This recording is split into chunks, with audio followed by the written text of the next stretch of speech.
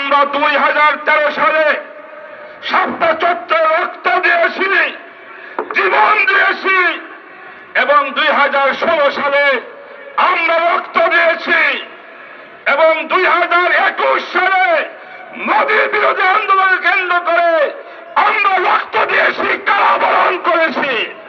সর্বশেষ 2024 সালের July August মাসে ছাত্র জনতা রক্ত দিয়েছে, জীবন দিয়েছে, এই স্বৈরাচার সরকারকে হটিয়েছে। এই সাবেক ফ্যাসিস্ট হাসিনা সরকার চেয়েছিল মাওলানা মামুনুল হকের আওয়াজকে কণ্ঠ